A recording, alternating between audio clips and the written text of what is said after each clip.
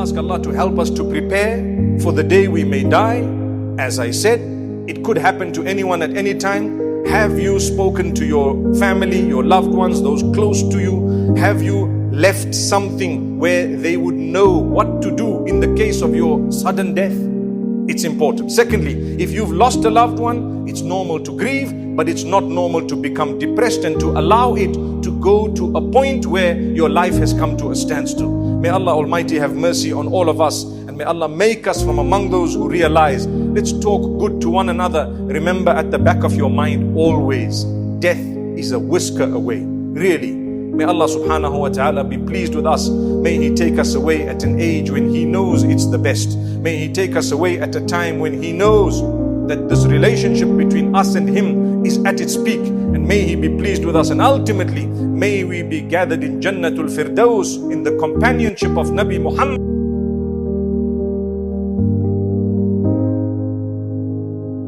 كل نفس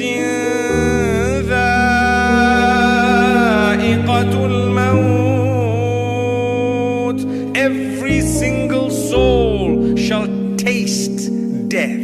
Allah didn't say you will go through death.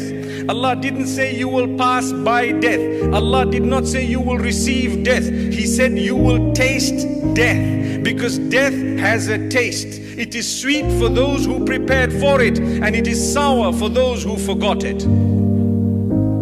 Those who prepared for it automatically, when they decrease the ill and the evil that they may have been engaged in, and when they constantly repented to the Almighty on a daily basis, the day they will die, they would have already started the day in a way that they are used to, with the seeking of forgiveness of Allah, the praising of Allah.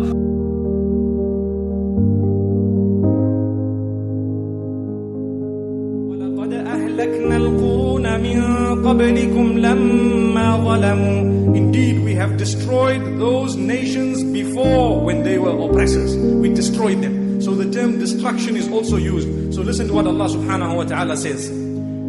حتى إذا جاءتهم رسلنا يتوفونهم قالوا أين ما كنتم تدعون من دون الله.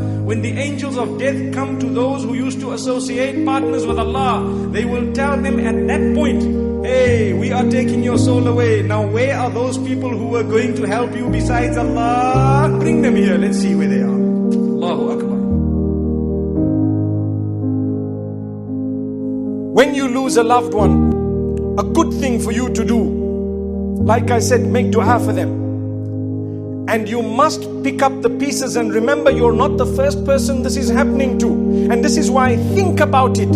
Think about the possibilities and probabilities and prepare for them. Look at your loved ones and tell yourself, the reality is I have to go, or you have to go, or both of us have to go at the same time. Subhanallah. And ultimately, we're going to meet again with Allah subhanahu wa ta'ala. So prepare for that day. People say, don't be silly, don't talk about that. You have to prepare a will.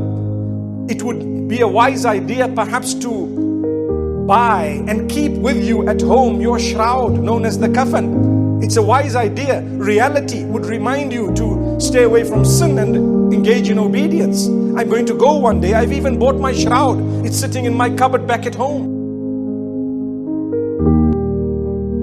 It's difficult to say the Ameens. I know I don't ever hear a loud Ameen when we make a dua for death. But the reality is that is a sunnah of the Prophet ﷺ. So it depends on why you are wishing to die or making a dua to die. If you are running away from your problems, it's not allowed. Another narration, the Prophet ﷺ says, "Man istata'a an yamuta fil madinati falyaf'al." Whoever is able and capable to pass away in Medina should then do so. Al-Madinatul Munawwara.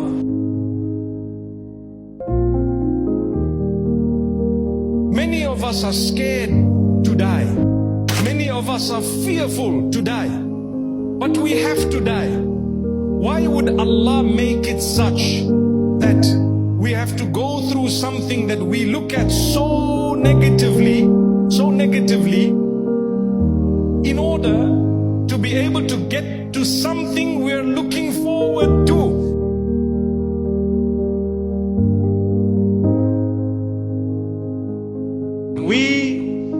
are meant to be concerned about death to the degree that we prepare for it. That one day Colombo will be buzzing because you have died.